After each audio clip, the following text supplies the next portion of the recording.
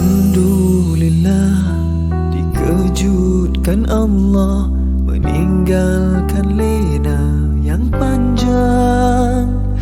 Dingin air wudukku, titisan menggugur dosa. Alhamdulillah atas hidayah. Subhanallah, agungnya kuasa-Mu, hebat kebesaran-Mu ya Allah. Tangisku memuji-Mu, meruntun di jiwa. Subhanallah atas hidayah. Mihrabul Quran, ku jiwai kalam-Mu yang suci, penawar hidup dan matiku, suluhan hidup dan hati. Mihrabul Quran, menikmati hikmah yang terpuji, nilai hidup damai terisi.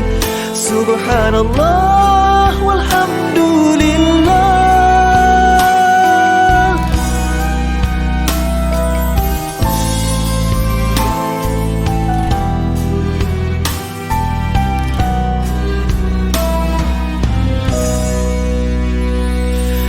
Alhamdulillah, dikejutkan Allah meninggalkan lena yang panjang. Dingin air wudukku, titisan menggugur dosa. Alhamdulillah atas hidayah. Subhanallah, agungnya kuasa-Mu, hebat kebesaran-Mu ya Allah. Tangisku memuji-Mu, meruntun di jiwa. Subhanallah atas hidayah. Subhanallah, alhamdulillah.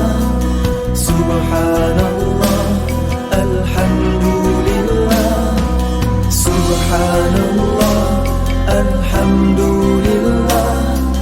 Subhanallah, alhamdulillah.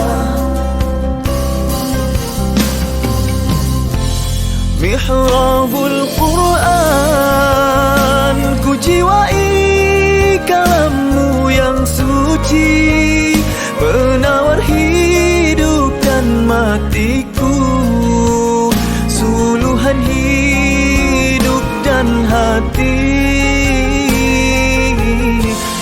Mihrabul Quran, menikmati hikmah yang terpuji, nilai hidup damai terisi.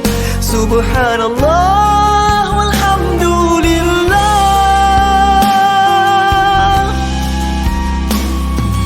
Hasbunallah wa ni'mal wakil, cukup dengan-Mu untuk hidupku. Siang dan malamku, suka dan dukaku, dengan kalam-Mu aku bahagia ya Allah.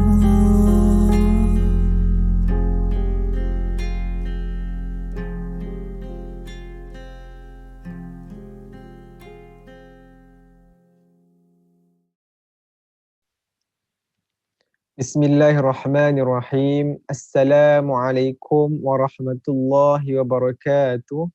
Alhamdulillahi rabbil alamin. Wassalatu wassalamu ala ashrafil anbiya'i wal mursalin wa ala alihi wa sahbihi ajma'in. Rabbi shrah li sadri wa yassir li amri wahlul 'uqdatam min lisani yafqahu qawli. Jadi insya-Allah tuan-tuan dan puan-puan, seperti biasa rutin kita setiap hari, setiap pagi kita akan memulakan pagi kita dengan bacaan Al-Quran terlebih dahulu sebelum kita mendengar tausiah daripada Ustazah Nur Hafizah Musa. Jadi insya-Allah pada pagi ini kita akan meneruskan bacaan Al-Quran pada surah Al-Ma'idah muka surat 123 ayat 90 insya-Allah.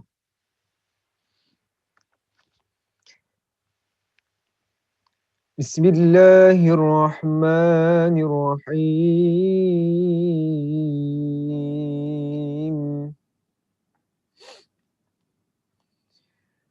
يا أيها الذين آمنوا إنما الخمر والميسر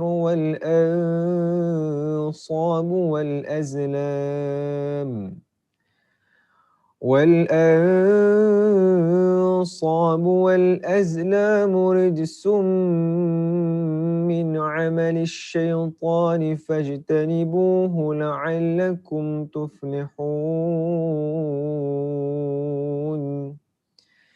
إنما يريد الشيطان أن يوقع بينكم العداوة والبغضاء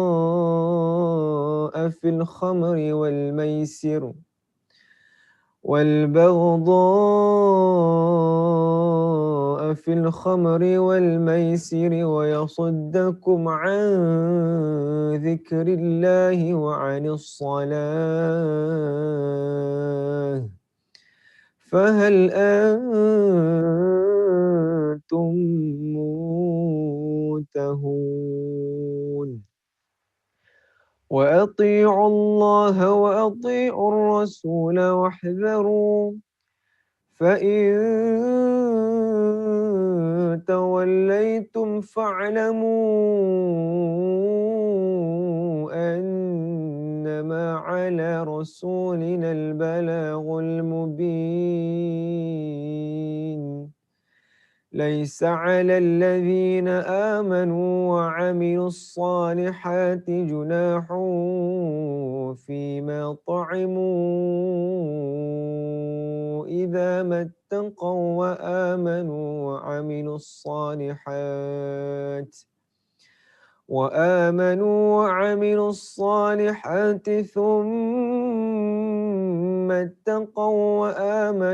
ثم اتقوا وأحسنوا والله يحب المحسنين يا أيها الذين آمنوا ليبلونكم الله بشيء من الصيد تناله أيديكم ورماحكم ليعلم الله من يخافه بالغيب فمن اعتدى بعد ذلك فله عذاب أليم يا أيها الذين آمنوا لا تقتلوا الصيد وأنتم حرم ومن قتله منكم متعمدا فجزاء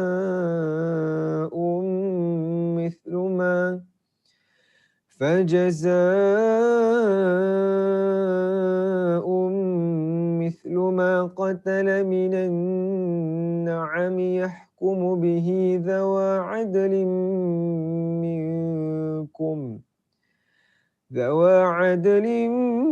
منكم هديا بالغ الكعبة أو كفارة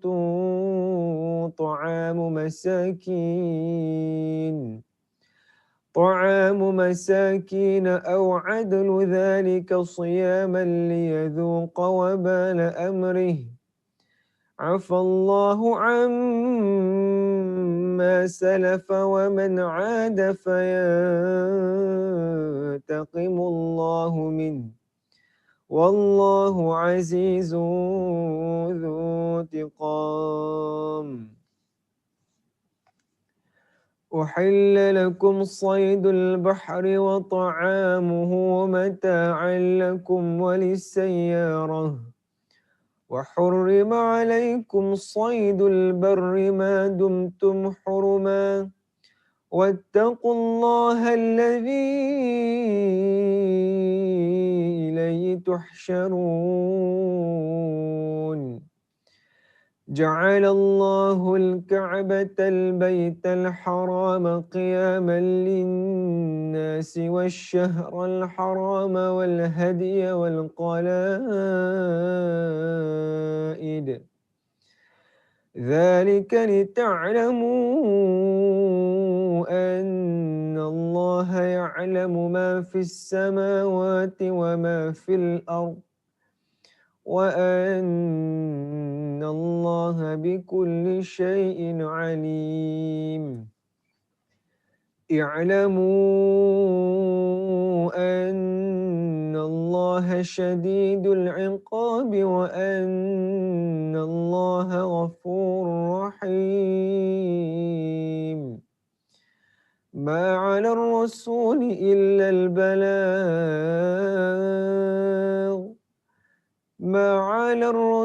إلا البلاغ والله يعلم ما تبدون وما تكتمون قل لا يستوي الخبيث والطيب ولو أعجبك كثرة الخبيث فاتقوا الله يا أولي الألباب لعلكم تفلحون يا أيها الذين آمنوا لا تسألوا عن أشياء إن تبد لكم تسؤكم وإن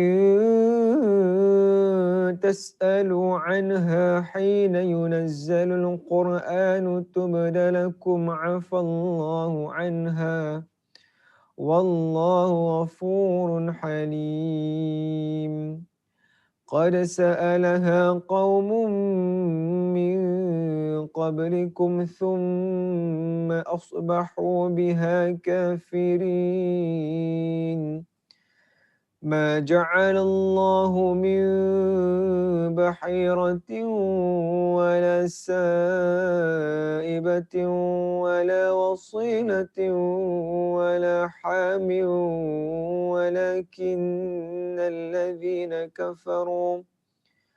ولكن الذين كفروا يفترون على الله الكذب وأكثرهم لا يعقلون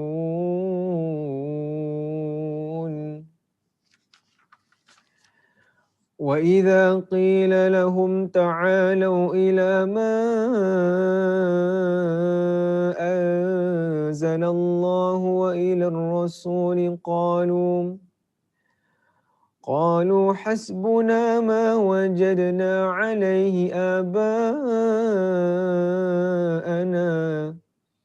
أولو كان آباؤهم لا يعلمون شيئا ولا يهتدون يا أيها الذين آمنوا عليكم أنفسكم لا يضركم من ضل إذا اهتديتم إلى الله مرجعكم جميعا فينبئكم بما كنتم تعملون يا أيها الذين آمنوا شهادة بينكم إذا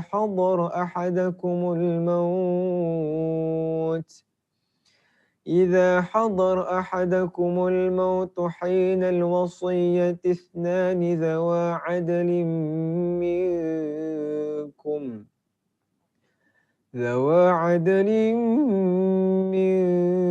منكم أو آخران من غيركم إن أنتم ضربتم في الأرض فأصابتكم مصيبة الموت تحبسونهما من بعد الصلاة فيقسمان بالله إن ارتبتم لا نشتري به ثمنا ولو كان ذا قربى فيقسمان بالله إن ارتبتم لا نشتري به ثمنا ولو كان ذا قربى ولا نكتم شهادة الله إنا إذا لمن الآثمين فإن عثر على أنهما استحقا إثما فآخران يقومان مقامهما من الذين استحق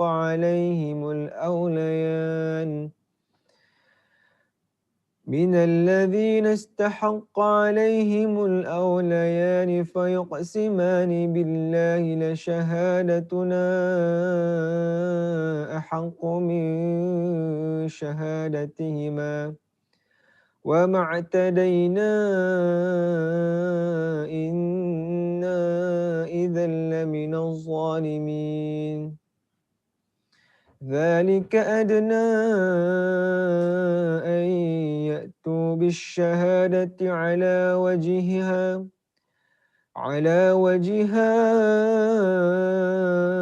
أو يخافوا أن ترد أيمان بعد أيمانهم واتقوا الله واسمعوا والله لا يهدي القوم الفاسقين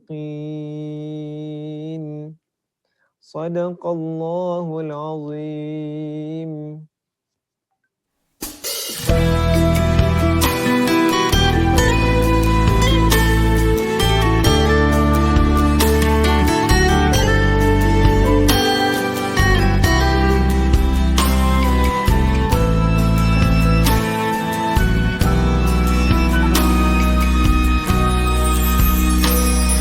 Alhamdulillah, dikejutkan Allah meninggalkan lena yang panjang.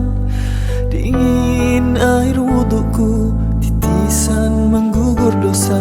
Alhamdulillah atas hidayah. Subhanallah, agungnya kuasa-Mu, hebat kebesaran-Mu ya Allah. Tangisku memuji-Mu meruntuh di jiwa. Subhanallah atas hidayah. Mihrabul Quran, ku jiwai kalam-Mu yang suci, penawar hidup dan matiku, suluhan hidup dan hati. Mihrabul Quran, menikmati hikmah yang terpuji, nilai hidup damai terisi. Subhanallah walhamdulillah.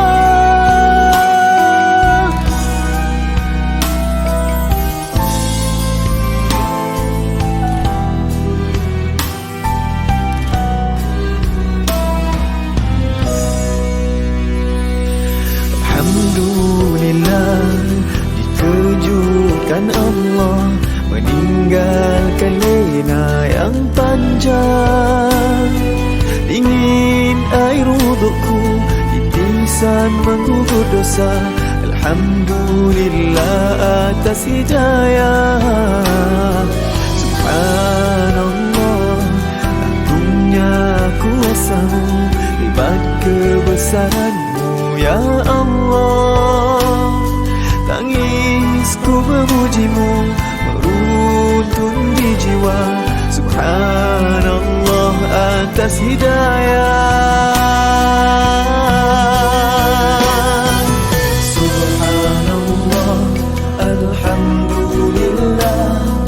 Subhanallah, alhamdulillah. Subhanallah, alhamdulillah. Subhanallah, alhamdulillah.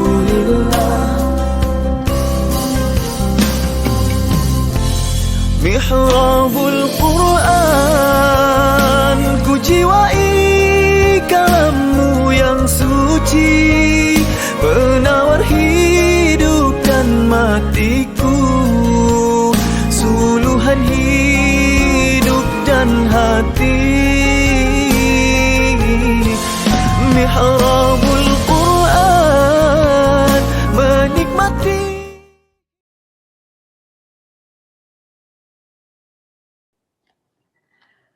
Assalamualaikum warahmatullahi wabarakatuh. Bismillahirrahmanirrahim. Alhamdulillahirabbil alamin wassalatu wassalam ala Rasulillahil amin wa ala alihi wa ashabihi ajma'in. Subhanaka la ilma lana illa ma 'allamtana innaka antal alimul hakim. Rabbi shrah li sadri wa yassir li amri wahlul 'uqdatam min lisani yafqahu qawli. Rabbi yassir wa la tu'assir wa tammim bil khair, amma ba'd. Alhamdulillah, apa khabar sahabat-sahabat Mihrabul Quran yang dikasihi, yang dihormati. Mudah-mudahan kita semua dalam afiah. Allahumma inna nas'aluka al-afiyah fid dini wad dunya wal akhirah. Silakan sahabat-sahabat untuk share dengan kawan-kawan, dengan adik-beradik, ya, tag kenalan-kenalan kita. Mudah-mudahan menjadi jariah kepada kita bersama, ya, mendapat keberkatan di dunia dan insya-Allah menjadi pahala yang mengalir ketika mana kita mati, insya-Allah. Jadi mari sama-sama kita mulakan dengan Ummul Quran Al-Fatihah. Auzubillahi minasyaitonirrajim. Bismillahirrahmanirrahim. Alhamdulillahirabbil alamin, arrahmanir rahim, maliki yaumiddin, iyyaka na'budu wa iyyaka nasta'in. Ihdinas siratal mustaqim. Siratal ladzina an'amta 'alaihim ghairil maghdubi 'alaihim waladdallin. Amin. InsyaAllah pada pagi ini sahabat-sahabat sekalian, ya, kalau kita tengok tajuk kita, ya, tajuk kita adalah gantung tak bertali. Ya, ini bukan cerita pasal gantung diri, ya tuan-puan, ya, tapi ini adalah simbolik, ya, kepada beberapa perkara, dan ustazah menamakan meletakkan tajuk kita pada hari ini ialah gantung tak bertali. Jadi kita nak merujuk kepada ayat yang mana, ya, pada tajuk gantung tak bertali ini. InsyaAllah kita akan merujuk kepada kalau dalam Quran tu muka surat 48. Ya, boleh rujuk pada muka surat 48. Silakan Puan Siti Solatun, Puan Nolida Abu Hanifah, Puan Noliza Mat Zain, Puan Embul Lina, Puan Linda Dalinda, Puan Rehana Muhammad Pazi. Ya, silakan buka muka surat 48 dalam Al-Quran. Kita akan merujuk kepada surah Al-Baqarah, insya-Allah. Apa khabar Puan Sal Syahmi Nazmi, Puan Nurhuda Uthman, Puan Tazimah Mah, apa khabar? Puan Nis Zafita Muhammad Basir, ya, selamat pagi, alhamdulillah. Mudah-mudahan afiah. Puan Nuriha Sahak dan semua yang bersama-sama dengan kita pada pagi ini. Jom kita melihat pada ayat 282 surah Al-Baqarah. Ya, ayat 282 surah Al-Baqarah. Ayat yang paling panjang sekali. Ya, ayat yang paling panjang. Jadi, ya, nak baca tak satu muka surat ni? Ya, satu muka surat. Baik, ustazah akan bacakan beberapa baris ayat sahaja. Ya, tak baca semua. Satu ayat tu, satu muka surat. Okey, tapi ustazah akan baca beberapa baris sahaja. Ya, supaya sahabat-sahabat tahu bahawa itulah ayat yang kita nak rujuk, ya, pada pagi ini, insya-Allah. Jadi ustazah bacakan, ya. أعوذ بالله من الشيطان الرجيم بسم الله الرحمن الرحيم يا أيها الذين آمنوا إذا تداينتم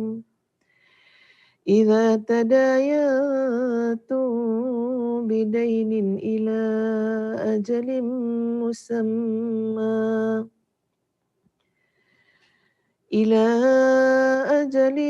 مسمى فاكتبوه وليكتب بينكم كاتب بالعدل ولا يأب كاتب أن يكتب كما علمه الله فليكتب وليملل الذي عليه الحق وليتق الله ربه ولا يبخس منه شيئا فإن كان الذي عليه الحق سفيها أو ضعيفا أو لا يستطيع أن يمل هو فليملل وليه بالعدل واستشهدوا شهيدين من رجالكم فإن لم يكونا رجلين فرجل وامرأتان مما ترضون من الشهداء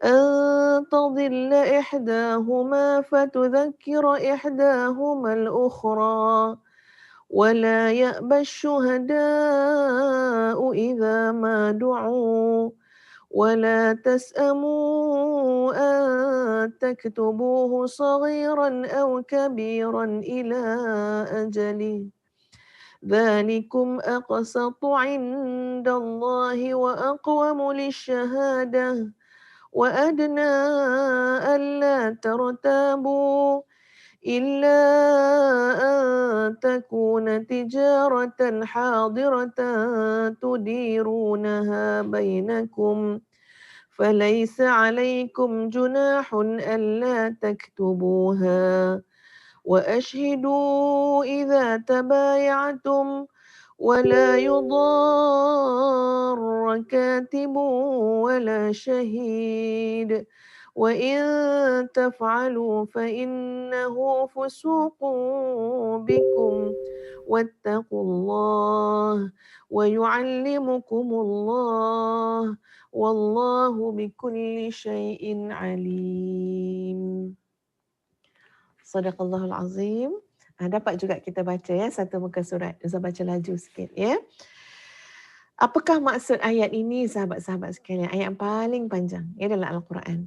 Maksudnya ialah, wahai orang-orang yang beriman, apabila kamu bermuamalah. Bermuamalah kat sini sama ada maknanya berjual beli, sewa menyewa ataupun hutang piutang. Tetapi tidak secara tunai. Untuk masa yang ditentukan, hendaklah kamu menulisnya. Dan hendaklah seorang penulis di antara kamu menuliskannya dengan benar. Dan janganlah penulis enggan menuliskannya sebagaimana Allah telah mengajarkannya.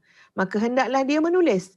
Dan hendaklah orang yang berhutang itu merencanakan apa yang akan ditulis. Dan hendaklah dia bertakwa kepada Allah, Tuhannya. Dan janganlah dia mengurangkan sedikit pun daripada hutangnya.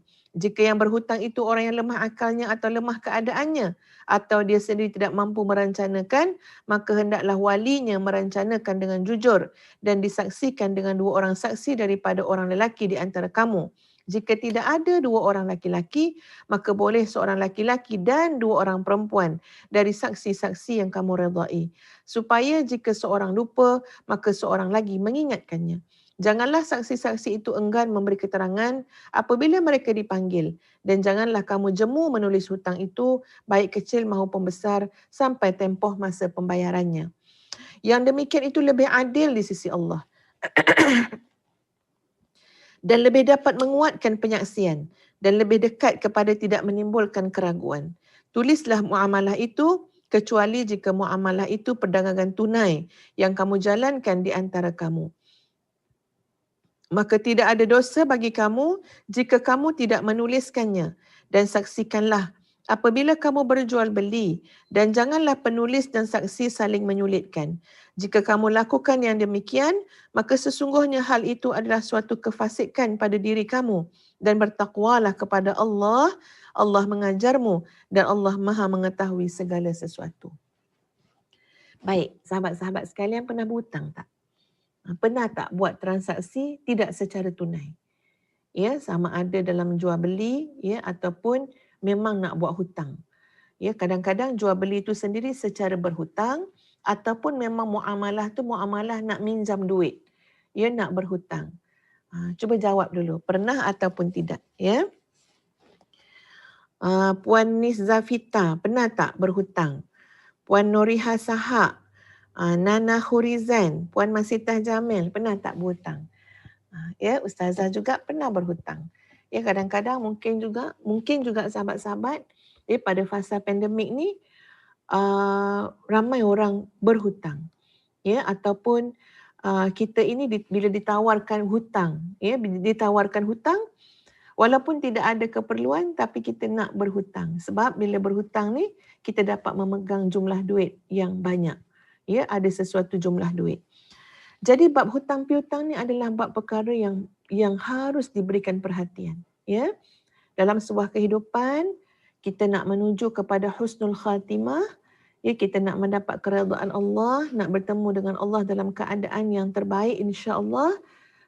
Perkara tentang hutang adalah perkara yang besar. Ya, sebab itu kita tengok bagaimana hal ini disebutkan dalam Al-Quran. Pertama sekali, Allah menyeru kepada orang-orang yang beriman. Ya, Allah menyeru kepada orang-orang yang beriman, sekiranya kita melaksanakan satu bentuk jual beli ataupun hutang piutang ataupun sewa menyewa yang tidak secara tunai, ya, untuk masa yang telah kita tentukan berapa lama tempohnya, maka saranan daripada Al-Quran. Ya, kenapa saya katakan saranan? Sebab pada awalnya, ya, ayat ini macam menunjukkan ia wajib buat. Tapi di sana ada ayat lain yang menasahkan, tuan-puan sekalian, ya, ayat ini. Nanti kita akan rujuklah, Ustaz akan beritahulah ayat yang mana menurut pandangan ulama, ya, maknanya menasahkan ayat ini. Maknanya tidak lagi hukumnya wajib, ya. Maknanya orang yang bermuamalah tidak secara tunai ataupun berhutang, ya, tidak secara tunai jual belinya, maka hendaklah dia menulisnya. Hendaklah kamu menulisnya. Dan seorang penulis di antara kamu itu hendaklah menulisnya dengan benar. Dan janganlah ada orang yang bila diminta supaya dia menulis, ya, hutang tadi, dia enggan pula untuk menulis. Maknanya kena dibantu. Kena dibantu orang yang nak berhutang, dan juga si pemberi hutang kena ada orang lain yang membantu untuk menulisnya, membantu supaya urusan hutang tersebut akan berakhir dengan baik. Masya Allah, subhanallah, sahabat-sahabat sekalian, ada banyak sangat kes yang berlaku dalam kehidupan ini, urusan hutang tidak berakhir dengan baik. Elok-elok dulu kawan baik. Elok-elok dulu adik-beradik, tuan-puan sekalian, saudara mara, ada hubungan kerabat, ada hubungan darah. Tapi jangan tak tahu bahawa dengan sebab hutang yang tidak berakhir dengan baik, hubungan kawan baik pun jadi renggang. Jadi putus. Hubungan adik-beradik pun jadi jauh. Hubungan kerabat pun jadi jauh, tuan-puan sekalian. Kenapa? Kerana urusan hutang yang tidak berakhir dengan baik. Setuju ataupun tidak, sahabat-sahabat semua? Ya, ini adalah satu kehidupan. Dan benda ni Ustazah harap, ya, minta tolong ibu-ibu, ayah-ayah semua, tolong sampaikan pada anak-anak kita. Tolong sebut pada anak-anak kita. Ini urusan kehidupan yang besar. Ya, urusan solat kita cakap, kita bincang. Urusan puasa kita cakap dengan anak-anak kita bincang. Jangan lupa bincang juga urusan hutang. Ya, sebab urusan hutang ni besar. Besar, tuan-puan sekalian. Ya, Ustazah bacakan sepotong hadis Nabi SAW. Ara'aita in qataltu fi sabilillah atukaffiru anni khataya.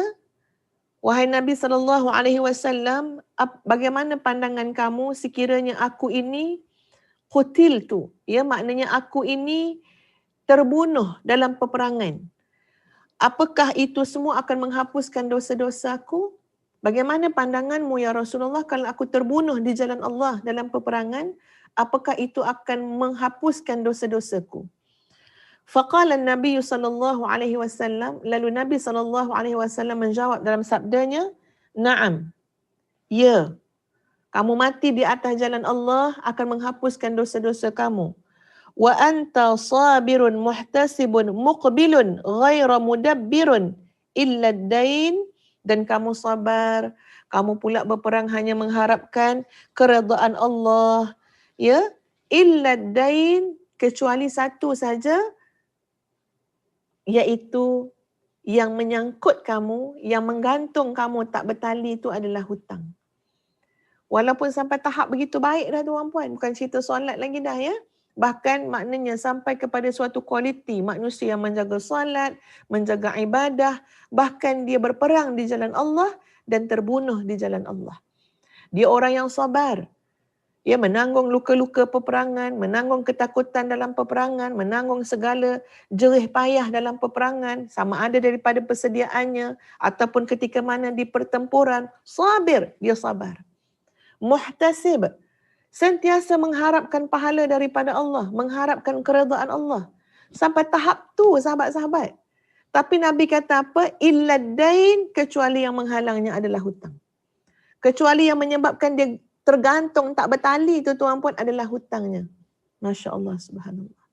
Jadi apakah kita rasa benda ni tak penting, lalu kita tak sampaikan kepada anak-anak kita, kepada keluarga kita, ya, lalu kita sorok-sorok je cerita ni, ya, tak pernah pun sebut secara serius kepada anak-anak remaja kita yang sedang membesar, yang mula bercita-cita nak ada rumah, nak ada kereta, nak beli itu, nak beli ini, aksesori lah apa segala macam, yang kadang-kadang mereka melihat jalan untuk mendapatkannya adalah dengan cara berhutang. Ya, sedangkan urusan hutang ni kita harap apa dia? Berakhir dengan baik. Jadi sebab itu kena ada orang yang kita suruh tulis. Orang yang kita suruh untuk tulis, yang dia disuruh untuk menulis, janganlah enggan untuk menulis. Sebab apa? Kerana keutamaan membantu urusan hutang ini. Dan janganlah penulis enggan menuliskannya sebagaimana Allah telah mengajarkannya. Maka hendaklah dia menulis dan hendaklah orang yang berhutang itu merencanakan apa yang akan ditulis dan hendaklah dia bertakwa kepada Allah. Jadi yang nak merencanakan nak tulis apa ni siapa dia? Yang memberi hutang ke ataupun orang yang nak berhutang? Maka yang merencanakannya adalah orang yang berhutang. Dia yang tahu macam mana kemampuan dia nak tulis. Kemampuan dia nak buat. Nak 2 tahun ke, nak 2 bulan ke, dia yang tahu. Dia yang seharusnya membuat pilihan sesuai dengan kemampuan dia. Dan dalam urusan ini, bertakwalah kepada Allah. Ya, dan kita tengok dalam urusan hutang piutang biasanya tuan-puan sekalian, ya, hendaklah ada redha meredai di antara kedua pihak. Rela merelai di antara kedua pihak. Ya, itu lebih baik. Jadi, janganlah dia mengurangkan sedikit pun dari hutangnya. Bila tulis tu, jangan ada sesuatu yang bersifat tidak adil. Ya, jangan ada sesuatu yang bersifat monopoli, eksploitasi ataupun kekeliruan, keraguan. Sebab itu dalam bab hutang, dalam ayat hutang ni tuan-puan sekalian, ada beberapa kali Allah menyebut wattaqullah, dan bertakwalah kepada Allah. Orang yang nak memberi hutang juga kena bertakwa, orang yang nak ambil hutang kena bertakwa, orang yang terlibat dalam menjadi saksi dan menulis hutang piutang juga kena bertakwa kepada Allah. Walaupun di sana ia ada juga yang memberikan pandangan, ini banyak tentang hukum hakam ya, tentang fiqh ya tuan-puan, yang memberikan pandangan boleh juga yang menulis itu apa ataupun yang menjadi saksi itu ia adalah orang boleh juga. Ya, ketika mana ia melibatkan orang-orang kafir, ya, so boleh sebenarnya orang kafir yang maknanya menulis dan sebagainya, tapi itu ustazah akan bincangkan dalam bab hukum ya, yang akan terkeluar daripada ayat-ayat ini. Yang akan dikeluarkan daripada ayat-ayat ini. Baik. Jika orang yang berhutang itu orang yang lemah akalnya atau lemah keadaannya ataupun dia tak mampu nak merencanakan, dia tak pandailah tuan-puan, ya, orang yang lemah ya, maka hendaklah walinya merencanakan dengan jujur dan disaksikan dengan 2 orang saksi daripada orang lelaki di antara kamu. Jadi sampai tahap tu sahabat-sahabat. Kalau dia ni orang yang lemah, ya, maka kenalah ada walinya yang tolong merencanakan untuk apa yang nak ditulis dan kena ada saksi. 2 orang laki-laki atau seorang laki-laki dan 2 orang perempuan. Dalam ayat ini telah menyebut tujuan kenapa 2 orang perempuan dari saksi-saksi yang kamu redai, supaya kalau ada seorang itu lupa, maka seorang lagi mengingatkannya. Ini adalah gambaran yang Al-Quran berikan, ya, kerana wallahu taala a'lam, tuan-puan sekalian, ini adalah biologi, ya, ciptaan wanita itu sendiri. Ya, Al-Quran mengatakan bila dalam bab kesaksian, wanita tu kena 2 orang dan laki-laki seorang. Seorang laki-laki menyamai 2 orang wanita. Ini bukan dengan tujuan diskriminasi ataupun nak melemahkan dan sebagainya. Ya, tapi ia sebuah penghormatan sebenarnya supaya wanita itu tidak menanggung tanggungjawab yang besar dari sudut kesaksian, bahkan diberi 2 kepada 2 orang. Lupa yang seorang lagi mengingatkan. Ya, kerana urusan-urusan wanita juga tidak kurang banyaknya. Ia melibatkan perkara-perkara yang terlalu halus, terlalu seni, yang melibatkan emosi, ya, melibatkan macam-macam hal, tuan-puan sekalian. Jadi Allah memberikan keringanan tersebut, lupa seorang lagi mengingatkannya. Baik. Dan janganlah saksi-saksi itu enggan memberikan keterangan apabila mereka dipanggil. Dan janganlah kamu jemu menulis hutang itu, baik kecil maupun besar, sampai tempoh masa pembayarannya. Yang demikian itu lebih adil di sisi Allah dan lebih dekat menguatkan penyaksian dan lebih dekat kepada tidak menangguhkan keraguan. Tulislah muamalah itu kecuali jika muamalah itu perdagangan tunai yang kamu jalankan di antara kamu, maka tidak ada dosa bagi kamu jika kamu tidak menuliskannya. Dan saksikanlah apabila kamu berjual beli, dan janganlah penulis dan saksi saling menyulitkan. Jadi dalam urusan-urusan hutang ni, kaedah yang kita nak pegang, tuan-puan, jangan ada mana-mana pihak yang cuba menyulitkan. Sama ada yang memberi hutang, sama ada yang menulis hutang, sama ada yang nak berhutang. Nanti semua urusan bab hutang, tolonglah menjadi urusan yang tidak menyulitkan. Jika kamu lakukan yang demikian, maknanya kalau buat juga perkara yang menyulitkan dan sebagainya, maka hal itu adalah suatu kefasikan, ya, pada diri kamu, fasik. Dan bertakwalah kepada Allah. Allah mengajar kamu dan Allah Maha mengetahui segala sesuatu. Okey, sahabat-sahabat sekalian, sebelum kita masuk kepada, tuan-puan, ya, hukum hakam yang berkisar tentang hutang ini, Ustazah nak membawa dulu beberapa perkara, ya, tentang hutang yang banyak disebut oleh Nabi SAW. Ya, nak berhutang-hutang ni fikir. Ya, fikir apakah ia perkara yang daruriyah ataupun daruriyat, benda yang betul-betul mustahak, benda yang antara hidup dan mati, ataupun ia hanyalah perkara yang hajiat, ya, keperluan-keperluan biasa, ataupun ia adalah perkara yang tahsiniat, sebenarnya perkara aksesori je, ya, tak ada pun tak apa.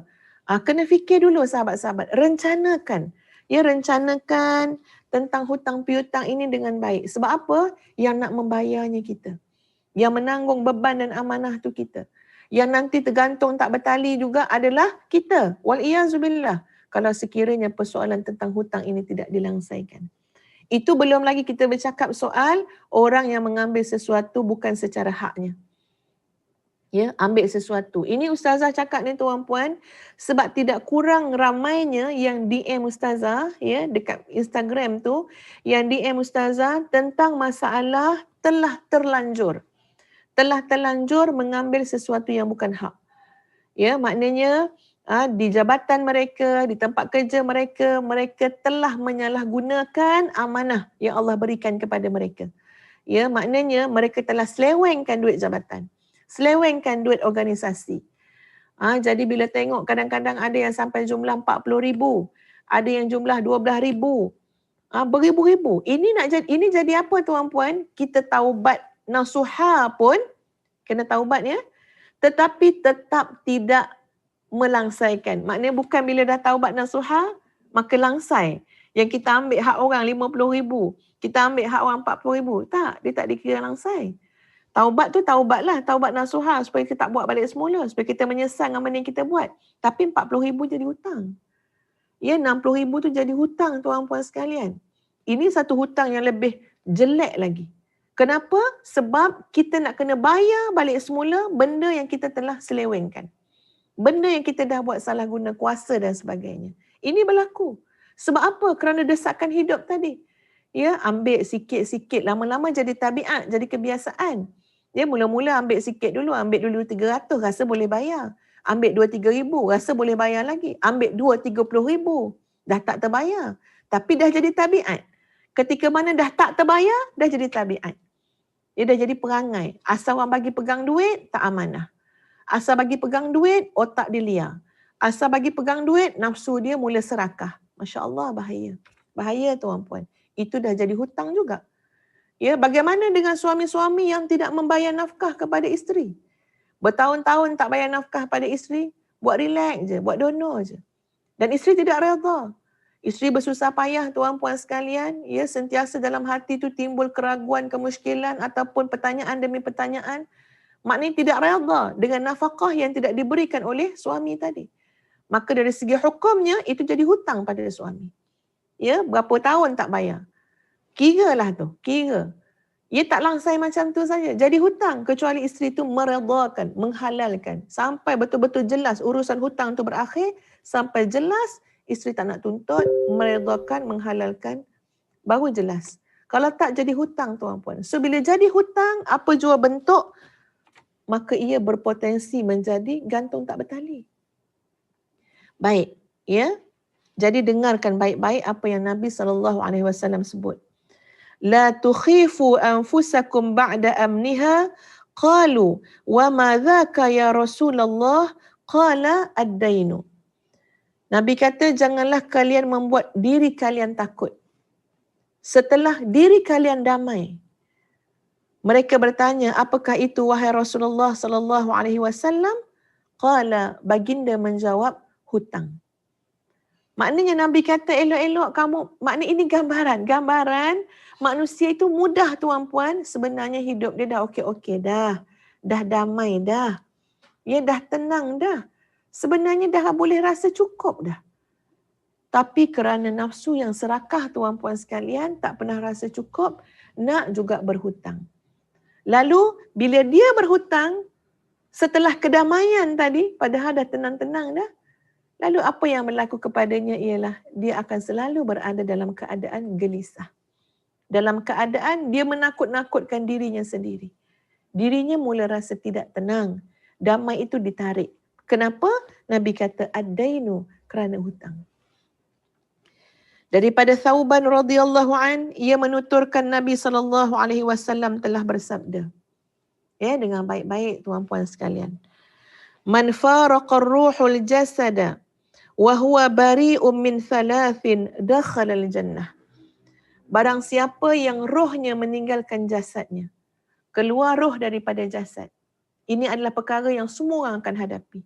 Semua orang akan lalui. Kita semua akan sampai harinya roh kita keluar daripada jasad. Itu hari kita mati. Barang siapa yang rohnya telah meninggalkan jasadnya, wa huwa bari'un min thalathin, dan dia itu bebas daripada 3 perkara, dakhalal jannah, dia akan masuk syurga. Pastikan 3 perkara ini tidak mengikat kita, tidak menggantung kita. Ya, ketika mana roh itu keluar daripada jasad. Kalau 3 perkara ni tidak berlaku, maknanya kita bebas daripada 3 perkara ini, Nabi kata dakhalal jannah, dia masuk syurga. Yang pertama adalah al-ghululi, orang yang mengambil harta rampasan perang tidak dengan secara yang hak. Jadi maknanya tuan-puan ambil sesuatu yang bukan hak kita, ya, ini semua menyebabkan kita terhalang nanti perjalanan kita untuk masuk syurga Allah. Yang pertama apa dia? Mengambil harta rampasan perang. Yang kedua, ya, makna mengambil harta rampasan perang tu sebelum pembahagian. Maknanya sebelum berhak untuk ambil dah sesuatu yang bukan haknya. Yang kedua adalah wadaini, yang kedua adalah hutang. Yang ketiga wal kibri, yang ketiga adalah kesombongan. Siapa yang tak bebas daripada 3 perkara ni, masa roh dia keluar daripada jasad, masalah besarlah. Ya, gantung tak bertali. Tapi siapa yang bebas daripada 3 perkara ni, ketika mana roh keluar daripada jasad, insya-Allah dakhalal jannah, masuk syurga. Saya ulang balik semula. Pertama, ya, kita nak bebas daripada mengambil sesuatu yang bukan hak kita. Kalau secara literalnya disebut, ya, mengambil harta rampasan perang sebelum pembahagian, pertama. Yang kedua, bebas daripada hutang, ya. Yang ketiga, bebas daripada kesombongan dalam hati. Kalau mati, tuan-puan sekalian, ketika mana roh keluar daripada jasad dan rupa-rupanya dalam hati yang nak dipersembahkan kepada Allah, ya, roh yang nak menghadap Allah Azza wa Jalla adalah roh yang sombong, selama hidupnya takabur, ya, sombong, maka ini akan menjadi penghalang, ya, untuk sebuah perjalanan yang terbaik untuk roh tersebut bertemu dengan Allah Azza wa Jalla. Daripada Abu Hurairah radhiyallahu an, beliau menuturkan Nabi sallallahu alaihi wasallam bersabda, "Man akhadha amwalan nasi yuridu adaaha addallahu anhu wa man akhadha amwalan nasi yuridu itlafaha atlafahullah." Dengar baik-baik. Ya. Ini satu perkara yang kena dengar baik-baik, ya, kepada NGO di luar sana, kepada orang yang menguruskan harta umat Islam, kepada orang yang mengumpulkan duit orang ramai dengan tujuan, ya, nak macam-macam lah tujuan yang disebut. Ya, tujuan nak bantu orang lah, tujuan nak buat kebajikan lah, ya. Tolong dengar baik-baik hadis ni, ya. Man akhadha amwalan nasi, barang siapa yang mengumpul ataupun mengambil harta orang, yuridu adaaha, dengan niat akan mengembalikannya, addallahu anhu, nescaya Allah akan menunaikannya.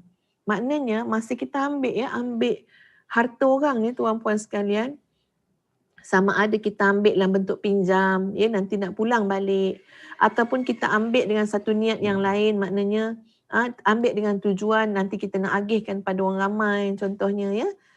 Jadi semua niat-niat ni, semua yang kita ambil tu bergantung pada niat kita. Kalau niat kita memang nak menunaikan haknya dengan baik, amanah dengan baik, sama ada nak pulang balik kalau kita pinjam pada tuan yang tadi yang beri pinjam, ataupun nak bagi kepada orang lain atas nama tujuan kita ambil tadi, bila niatnya tu baik, tuan-puan sekalian, addallahu anhu, maka Allah akan menunaikannya. Allah akan tolong. Ya, kita pinjam memang niat nak bayar. Tak ada sekelumit pun niat ke hati kita nak berhelah. Ada orang niat berhelah. Alah, dia tu orang kaya. Kita pinjam je duit dia. Lepas tu sekarang kita tak payahlah bayar dulu. Tulis je bayar bulan depan. Tapi niat dah ada dah. Bulan depan memang takkan bayar pun. Ya, tangguh lagi. Orang yang seperti ini, Allah tak bantu dia untuk melunaskan hutang tersebut. Allah tak bantu dia, ya, untuk menunaikan amanah tersebut. Wa man akhadha amwalan nasi yuridu itlafaha atlafahullah. Barang siapa yang mengambil harta orang dengan niat untuk merosakkannya, nescaya Allah akan membinasakannya. Jadi Masya Allah, bila kita ambil hak orang, berhutang ni pun ambil hak orang, tuan-puan, ambil orang punya, pinjam dulu kan, ya. Jadi nak kena betul niat dia. Ya, niat nak kembalikan ke, niat nak tunaikan amanah ke, ataupun niat nak merosakkan, niat nak berhelah. Okey? Dan ini bergantung pada niat, ya. Nabi SAW bersabda, "Man hamala min ummati dainan, thumma jahada fi qada'ih, thumma mata qabla an yaqdiyah, fa ana waliyuh." Barang siapa di antara umatku yang dia menanggung hutang, kemudian dia berupaya keras untuk melunasinya, ya, kemudian dia meninggal sebelum melunasinya, maka akulah walinya, maknanya akulah yang akan, ya, menolongnya, ya, ataupun menjadi walinya, ya, wakilnya. Ini adalah satu perkara yang serius ni, kita harus faham, sahabat-sahabat. Ini bukan benda maknanya menggalakkan kita berhutang, tapi ia adalah satu khabar kepada orang yang menanggung hutang tapi dia berusaha sangat untuk melunasi hutang-hutang tersebut. Kalau itulah gambaran dia, dia memang berniat nak bayar balik dan dia berusaha nak bayar balik, maka kalau dia meninggal dalam keadaan hutang tu belum lunas, insya-Allah tuan-puan sekalian, urusan itu akan diselesaikan oleh Allah dan Rasul, insya-Allah. Tapi Allah Maha mengetahui sama ada bersungguh-sungguh ataupun tidak nak melunaskan. Kerana tuan-puan, manusia ni ada satu penyakit. Penyakit dia apa? Ketika mana dia dapat duit yang dia boleh melunaskan hutang dengan duit tersebut, tapi dia merasa sayang nak bayar hutang. Dia rasa sayang nak keluarkan duit tu untuk bayar hutang. Betul tak cakap Ustazah? Waktu tu dia mula rasa duit ni patut beli benda lain. Duit ni patut urus benda lain. Selagi boleh berhelah, selagi boleh melarikan diri, selagi boleh bertangguh, maka dia akan berhelah, bertangguh dan sebagainya daripada melunasi hutang. Dan penyakit ini boleh tertimpa kepada sesiapa saja. Orang awam ke, atau golongan yang kita kata ustaz ke, ustazah ke, golongan agamawan ke, boleh tertimpa tuan-puan penyakit ini kalau tak betul-betul inzar, berikan ancaman, berikan ugutan kepada diri kita. Tengok balik macam mana dahsyatnya hadis-hadis Nabi SAW yang menyebut tentang hutang, hak orang lain yang kita tak sempurnakan, yang kita tak lunaskan.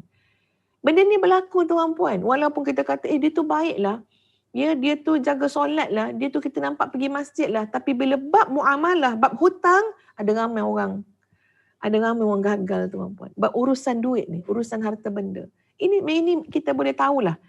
Masing-masing ada pengalaman masing-masing Kena ada satu kekuatan dalam diri untuk apa? Bukan hak kita, pulangkan. Jangan pegang. Ustazah, ada satu perkara Ustazah teringat. Bukan sengaja bukan nak cerita ni untuk tujuan apa-apa pun. Kecuali kalau benda tu baik, contohi. Kalau benda tak baik daripada kami, jadi sempadan. Jangan ikut. Ada satu perangai, satu sikap pada Dr. Azhar yang Ustazah memang terasa sangat. Sebab dah kahwin lama kan, 23 tahun tuan-puan. Jadi memang perasan. Iaitu Ustaz pernah cakap macam ni Pernah cakap dia lebih bahagia dalam purse dia tu, dalam beg duit dia tu, bila dia buka tengok ada RM5 je. Dan dia lebih bahagia. Kenapa? Kerana RM5 itu dia tahu adalah hak dia. Halal untuk dia menggunakan. Tak ada terikat dengan hak siapa-siapa. Berbanding dalam purse dia ada ratus-ratus ringgit, ada ribu-ribu ringgit, tapi sebenarnya tidak menjadi milik mutlak dia. Bukan hak dia. Kenapa? Dia ada hutang orang sana, dia tak bayar yuran sekolah anak, contoh, dia tak bagi nafkah pada isteri, ini, tapi dia nak rasa bergembira dengan duit banyak kat dalam purse tu, dia rasa dia tak tenang. Dia bukan macam tu, dia kata. Dia lebih tenang. Buka tu tengok RM5 dan dia kata apa? Alhamdulillah ya Allah. RM5 ni lah hak aku. Aku dah bagi dah nafkah isteri, aku dah bayar yuran sekolah anak, aku dah bayar hutang kalau ada. Maknanya tak ada terikat dengan apa-apa orang lain. Lalu tengok duit RM5. Alhamdulillah RM5 bersih. Bersih. Kalau beli apa-apa pun halal tuan-puan sekalian beli benda yang halal lah kan. Maknanya daripada sumber yang halal. Jadi Ustazah memang perhati benda tu tuan-puan sekalian dan cuba belajar juga benda tu. Dan cuba untuk tiru benda tu. Jadi kalau dalam bab nak buat hutang ke apa, bila kita discuss kan memang panjang lah. Kalau merayu tu, katalah nak buat hutang, beli kereta, merayu tu kena belah-belah sekali baru boleh. Sebab tak suka nak terikat dengan hutang, tapi nak beritahu tuan-puan ada. Boleh jadi kita sendiri yang memang ada sikap duit tu dah ada dah nak bayar hutang, tapi dah ada sikap yang tak pernah rasa cukup. Kita rasa buat persoalan hutang ni persoalan mudah, kita tak nak bayar. Kalau orang macam ni, dia tak termasuk dalam jaminan Allah dan Rasul. Yang termasuk dalam jaminan tu apa dia? Dia berusaha untuk melunasi hutang dia. Jangan rasa bahagia duit banyak tapi hutang bertepek-tepek. Bayar dulu hutang. Yang nama hutang ni kena bayar. Baik. Annaha kanat taddayan Faqila laha ma laki waliddain ولك عنه مندوحة قالت سمعت رسول الله صلى الله عليه وسلم يقول ما من عبد كانت له نية في أداء دينه إلا كان له من الله عون فأنا ألتمس ذلك العون. Ya, maksud hadis ni lebih kurang maksud dia, orang yang berhutang ni sebenarnya dia sentiasa dalam jaminan Allah. Ya, Allah akan tolong dia, tapi dengan syarat dia memang berhutang ketika mana perlu dan dia memang nak bayar hutang. Sebab Ustaz cakap ni tuan-puan, kalau adalah sahabat-sahabat yang sedang dengar ni, dia memang ada hutang. Ya, dah memang sakitlah kepala fikir nak bayar hutang tersebut dan dia berusaha, dia buat sesuatu dah. Ya, dia kumpul dah duit, asal ada je bayar sikit-sikit, bayar sikit-sikit. Dia sungguh-sungguh menunjukkan yang dia nak bayar hutang tersebut. Tapi di hati kecil dia ada rasa risau. Macam mana kalau aku meninggal dunia, hutang aku masih ada lagi. Dia habis dah kudrat ni kita buat nak bayar hutang. Maka tenanglah sahabat-sahabat. Kesungguhan kita itu sangat penting sebab ia menjadi indikator. Ya, indikator nanti untuk apa? Untuk pertolongan Allah. Maknanya niat kita nak bayar, nak lunas dan kesungguhan kita, tindakan kita itu sangat penting. Kerana andai kata meninggal dunia di tengah-tengah itu dan masih belum terbayar hutang, ya, dan mungkin waris pun tak ada nak bayar, Allah akan menguruskannya. Ya, jadi adalah cara Allah akan uruskan, sama ada Allah buka pintu hati orang yang memberi hutang tu untuk menghalalkan, ya, ataupun pelbagai cara lah Allah menguruskannya. Sahabat-sahabat, Ustaz baca satu hadis Nabi SAW, ya, baca maksud dia. Rasulullah SAW pernah duduk di tempat beberapa jenazah diletakkan. Ini dengar baik-baik ya, Ustaz baca pun rasa seriau ya. Nabi SAW, kana Rasulullah SAW qa'idan haitsu tuda'ul janaiz. Nabi duduk dalam keadaan ada banyak jenazah sedang disusun lah ya. Farafa'a ra'sahu qibala sama. Nabi pun angkat kepala Nabi SAW melihat kepada langit. Kemudian thumma khafadha basarah. Kemudian bila Nabi dah tengok ke langit, Nabi tundukkan pandangan Nabi.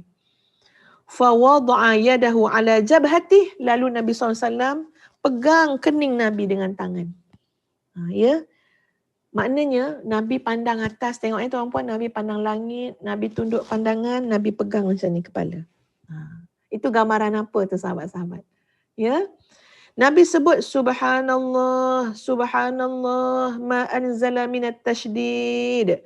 Maha suci Allah, maha suci Allah. Betapa kerasnya ancaman yang diturunkan. Baginda menuturkan, maka kami bubar, ya.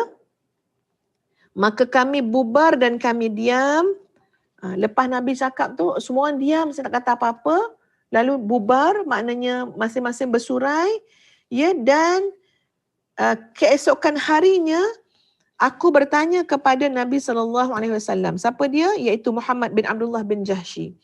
Bertanya kepada Nabi SAW, ya, ancaman keras apa yang telah diturunkan. Mat tashdidul ladzi nazal. Maknanya semalam tu tak berani tanya. Tengok keadaan Nabi sampai Nabi pegang kening apa semua kan ya.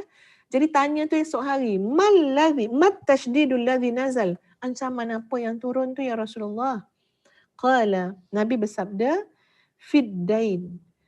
Walladhi nafsi biyadih law qutila rajulun fi sabilillah thumma asha thumma qutila thumma asha thumma qutila wa alaihi dainun ma dakhala al-jannata hatta yuqda dainuh. Nabi kata tentang hutang.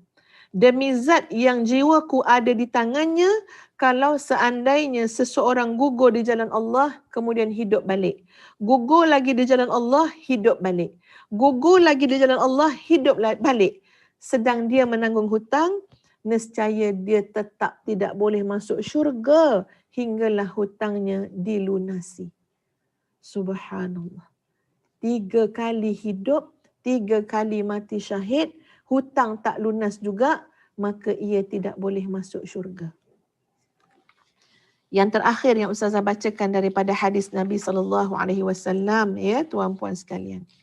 Di mana ada seorang laki-laki meninggal dunia, maka kami memandikannya, kami kafankan dan kami meletakkannya dengan wangi-wangian. Kemudian kami membawanya kepada Nabi SAW agar baginda mensolatkannya. Siapa yang sebut ni? Jabir radhiyallahu an. Ya. Lalu kami mengatakan kepada Nabi SAW, ya, kami kata pada Nabi SAW, tusalli alaih. Solatkanlah ya Rasulullah jenazah ni. Fa khata khutwata thumma qal, Nabi pun melangkah satu langkah, lalu Nabi tanya, a'alaihi dain, dia ni ada hutang ke tak ada hutang? Qulna dinaran, ada, dia ada 2 dinar hutang. Masya Allah. Maka baginda fansarafa, maka baginda pun pergi. Ya, fansarafa. Maka baginda pun pergi, tuan-puan sekalian. Fatahammalaha Abu Qatadah fa'atainahu, lalu cepat-cepatlah Abu Qatadah pun kata, tak apa, 2 dinar itu aku ambil jadi tanggungan aku, bukan lagi jadi hutang dia, aku akan bayar. Maka Nabi SAW bersabda, apakah dengan penyataan tersebut hak orang yang memberi pinjaman sudah ditunaikan dan mayat telah bebas daripadanya? Maka ia menjawab, ya. Maka baginda pun datang balik untuk mensolatkan jenazah tadi.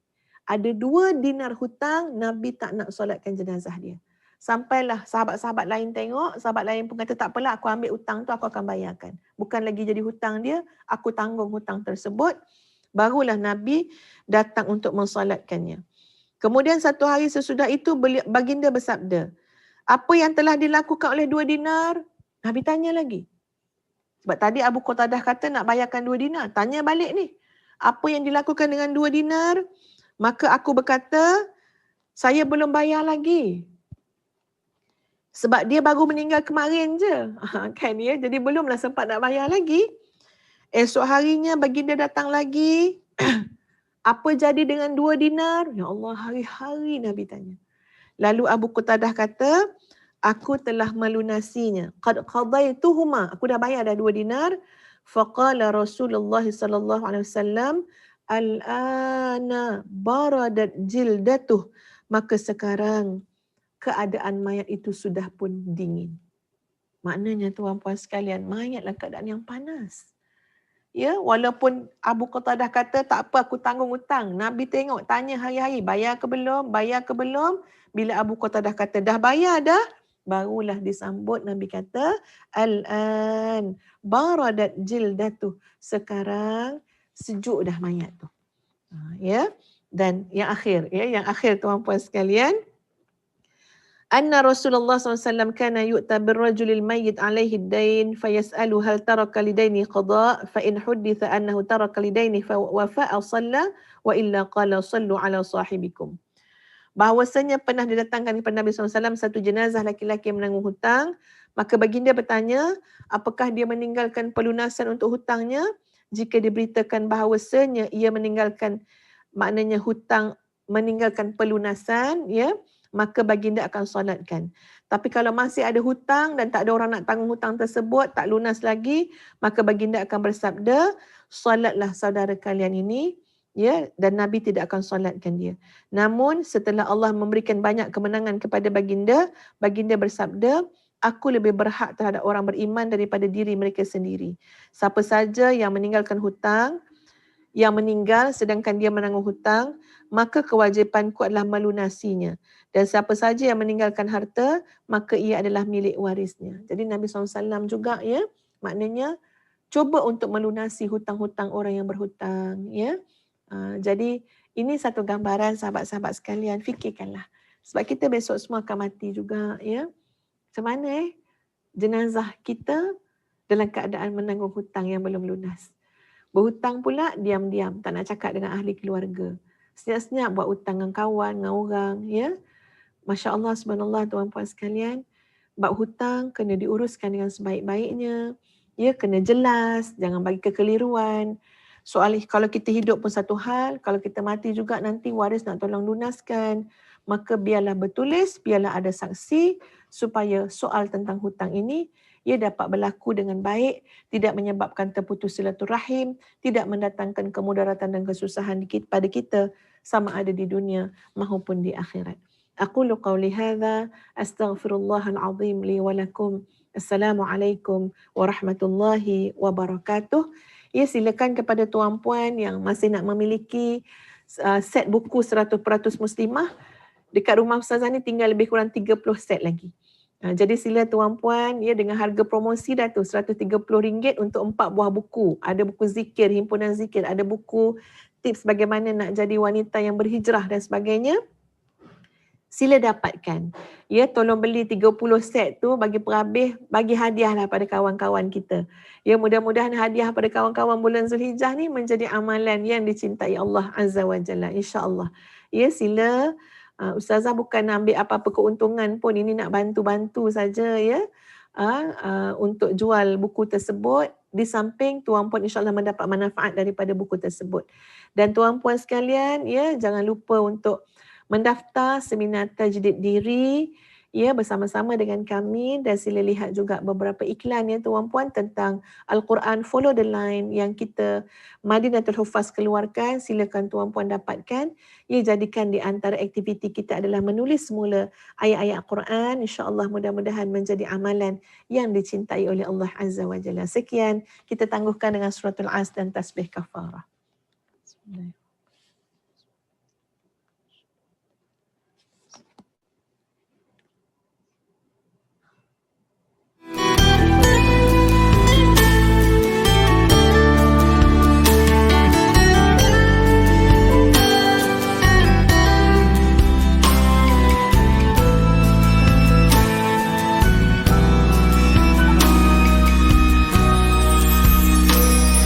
Alhamdulillah, dikejutkan Allah meninggalkan lena yang panjang.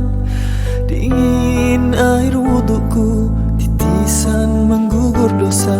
Alhamdulillah atas hidayah. Subhanallah, agungnya kuasa-Mu, hebat kebesaran-Mu ya Allah. Tangisku memuji-Mu, meruntun di jiwa. Subhanallah atas hidayah. Mihrabul Quran, ku jiwai kalam-Mu yang suci, penawar hidup dan matiku, suluhan hidup dan hati. Mihrabul Quran, menikmati hikmah yang terpuji, nilai hidup damai terisi. Subhanallah walhamdulillah.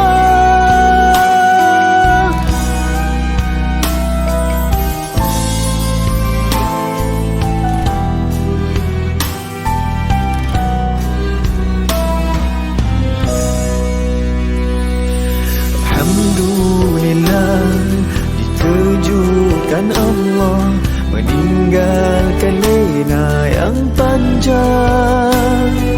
Dingin air wudukku, titisan menggugur dosa. Alhamdulillah atas hidayah. Subhanallah, agungnya kuasa-Mu, hebat kebesaran-Mu ya Allah. Tangisku memuji-Mu, meruntun di jiwa. Subhanallah atas hidayah.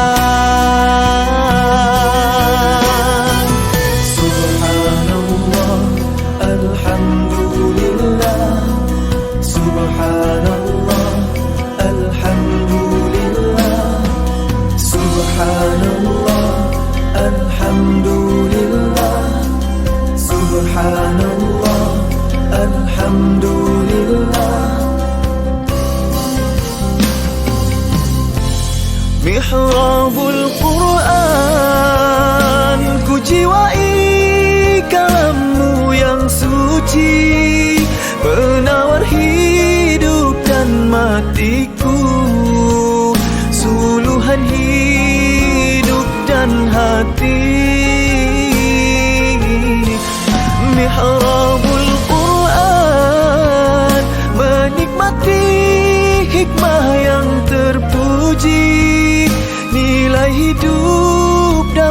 terisi. Subhanallah walhamdulillah.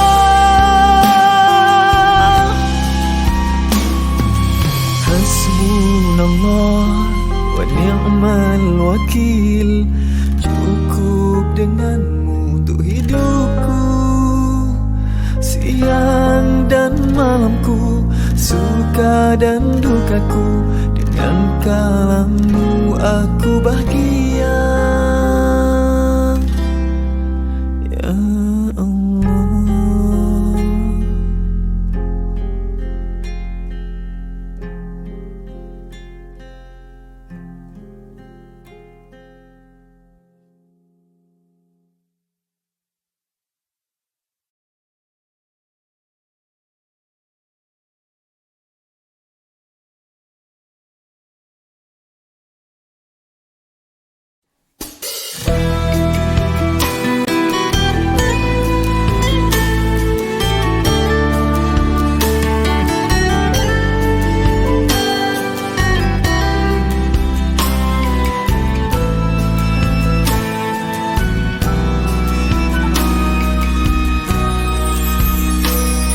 Alhamdulillah, dikejutkan Allah meninggalkan lena yang panjang.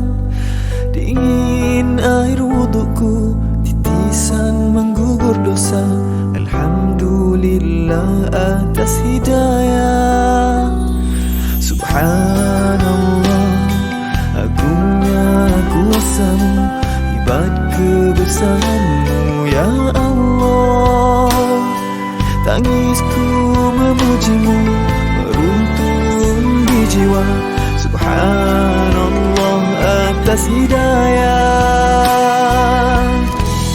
Mihrabul Quran, ku jiwai kalammu yang suci, penawar hidup dan matiku, suluhan hidup dan hati. Mihrabul Quran, menikmati hikmah yang terpuji, nilai hidup damai terisi. Subhanallah walhamdulillah.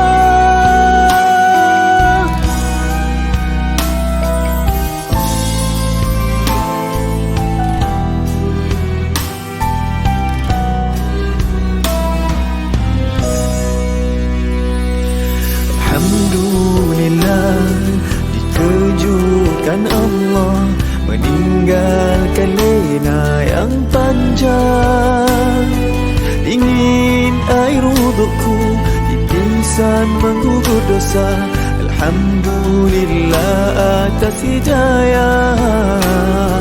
Subhanallah, agungnya kuasamu, hebat kebesaranmu ya Allah. Tangisku memujimu, meruntun di jiwa. Subhanallah atas hidayah. Subhanallah, alhamdulillah. Subhanallah, alhamdulillah. Subhanallah, alhamdulillah. Subhanallah, alhamdulillah.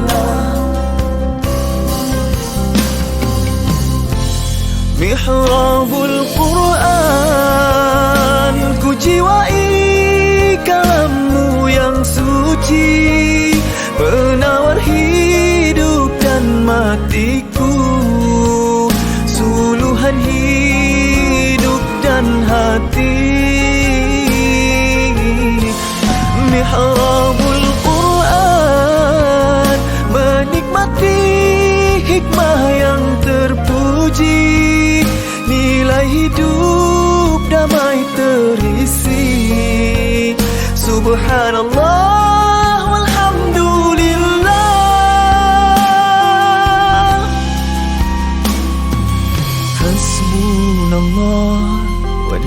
ni'mal wakil. Cukup denganmu untuk hidupku, siang dan malamku, suka dan dukaku. Dengan kalamu aku bahagia.